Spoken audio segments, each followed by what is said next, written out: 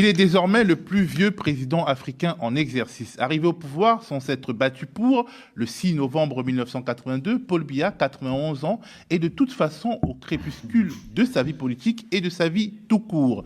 Mais il sera, selon toute vraisemblance, candidat à sa propre succession lors de la présidentielle prévue pour octobre prochain. Quel est son bilan?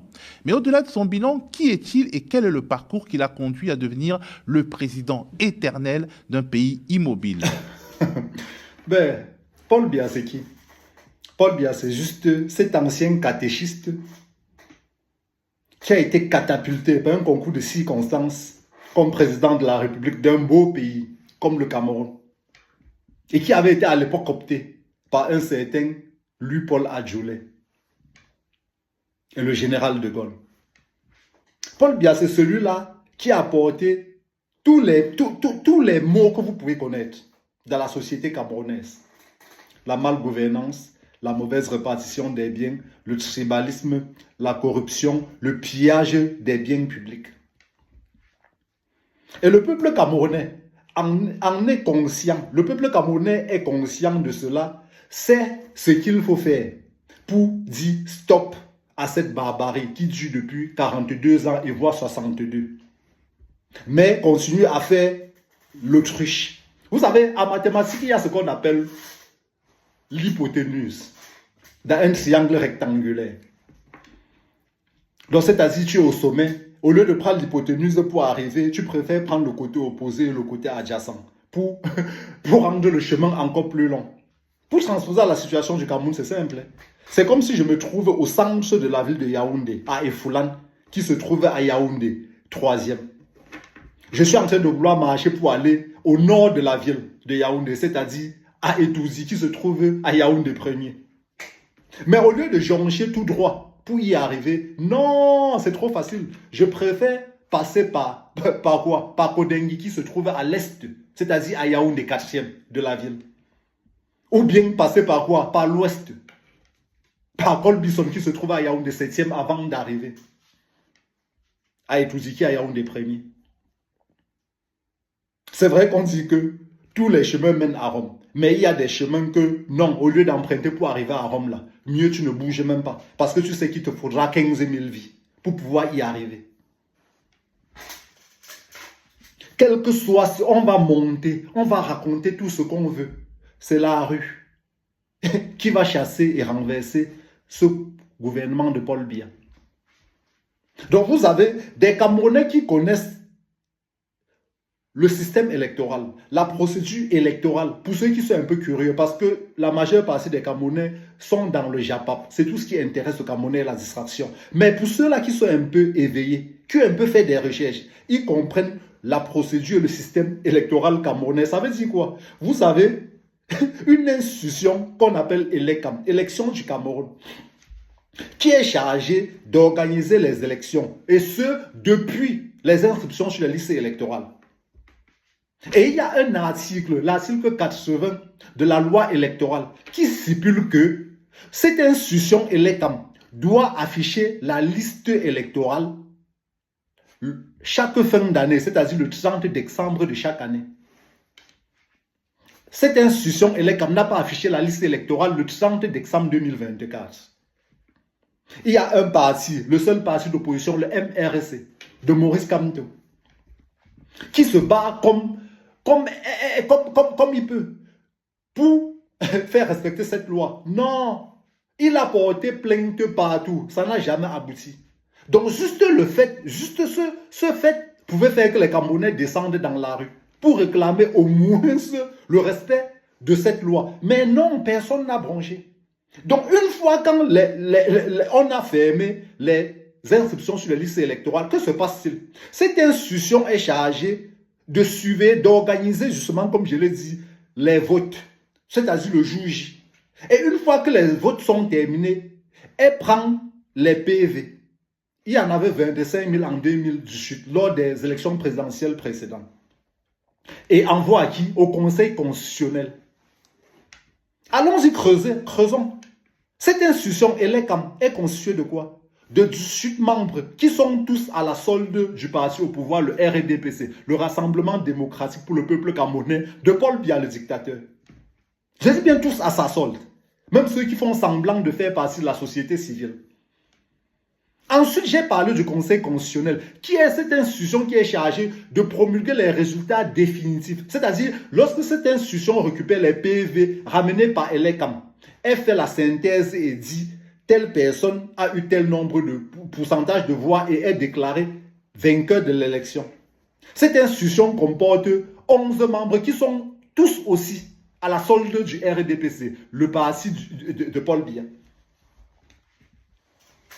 Alors, expliquez-moi par quelle alchimie, je n'ai pas été trop à l'école, mais j'ai quand même une once de réflexion. Donc, expliquez-moi par quelle alchimie cette institution, le Conseil constitutionnel, va prendre les PV et venir à la télévision lire et dire que Maurice Kamto a gagné les élections devant Paul Biya. J'aimerais juste que des personnes éclairées viennent m'expliquer. Alors, pour l'instant, tout le monde fait encore le mieux. Tout le monde fait encore, non pas le mieux, l'aveugle. Tout le monde fait comme si non, on ne comprend pas. Tout le monde appelle, inscrivez-vous sur les listes électorales. Il faut s'inscrire et voter et suivre son vote. Soit, allons-y dans ce registre. Je vote, je suivais mon vote. Allons sur le fait que je suivais mon vote. J'ai suivi mon vote. Tout le monde a suivi. Tous les PV montrent que Maurice Kamto a gagné les élections. Partons même sur ce fait. Lorsqu'on quitte donc des bureaux de vote, on accompagne Elekam au Conseil constitutionnel. Comment ça se passe? Comment on surveille le Conseil constitutionnel? Parce que c'est là où se trouve le nœud du problème. Parce que Maurice Kamto peut gagner les élections dans les urnes. Mais le Conseil constitutionnel fait comme au Gabon et donne plutôt le nom de Paul Biya. Comment est-ce qu'on fait pour suivre? C'est ça le nœud du problème et que personne ne veut aborder. J'ai beau interpeller des personnes et qui viennent me dire comment est-ce qu'on met personne. J'ai comme l'impression qu'il n'y a pas de solution alternative. J'entends juste des personnes dire non, il faut voter, il faut déjà voter et ensuite on va voir. Non, on ne fonctionne pas comme ça dans la vie. On ne vit pas au jour. On parle quand même de la sûreté d'un État. Il faut anticiper les risques. C'est comme ça qu'on fonctionne. Ça veut dire au jour d'aujourd'hui, toutes ces personnes sont juste dans l'hypothèse, dans l'optique de on va voter et suivre les votes. Mais si ça ne passe pas comme on a prévu, c'est là où on repense une autre stratégie. Ça ne fonctionne pas comme ça. Ça, c'est voué à l'échec. Ça, c'est voué à l'échec. Et c'est de constater que les urnes ne vont pas renverser la dictature en place. Je dis, j'ai persisté et je signe. Les urnes ne vont pas remplacer la dictature en place. Alors, c'est bien beau de remplir son devoir civique, c'est-à-dire s'inscrire sur les listes électorales. J'appelle tous les Camerounais à le faire et de voter au moment venu, de surveiller même son vote. Mais ce n'est pas ça qui va renverser cette dictature. Ce qui va renverser la dictature, c'est la prise de conscience collective de tous les Camerounais et la rue. Il n'y a que la rue qui va renverser. Si quelqu'un dit le contraire, c'est qu'il se leurre et il ment sur toute la ligne. Sur toute la ligne. Alors quand on va continuer à souffrir comme ça, jusqu'à quand? Il ne faut pas avoir fait bac plus 15 pour comprendre cela. C'est juste une question de logique. C'est juste une question de logique. Qu'il y a quelqu'un qui a toutes les billes dans sa main. C'est comme si on est en train de vouloir faire une course de 100 mètres et Paul Biya est déjà à 50 mètres devant. Même s'il devient infime, celui qui quitte de derrière, même s'il est Usain Bolt ou je ne sais pas, Magic Johnson ou c'est quoi, machin là, il ne va jamais rattraper. Je dis même si Rampé il va arriver avant. C'est exactement ça qui se passe au Cameroun. Et des personnes nous vantent que non, oh, il faut que, soyons sérieux. Soyons sérieux.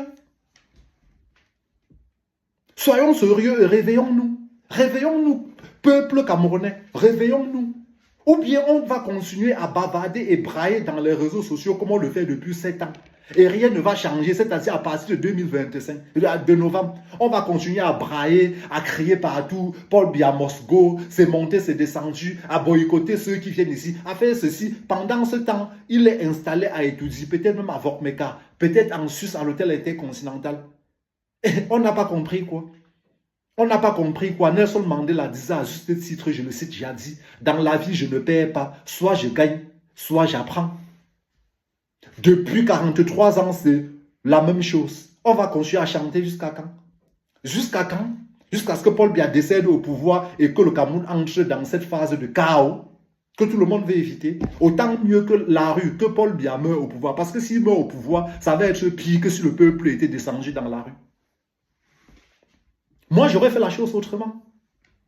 J'aurais dit, descendons dans la rue, prendre le pouvoir. Quand le pouvoir revient au peuple, nous-mêmes, on organise les élections. Pour montrer que nous sommes le continent comme on braille partout, dans la bêtise et tout là. C'est comme ça que j'aurais fait. Les gens sont dans l'attente, les élections doivent arriver, les élections doivent arriver. Je dis ceci, les élections vont arriver. Mais si ce n'est pas la rue, les urnes là ne vont pas chasser Paul Biya. Il faudrait que vous le compreniez.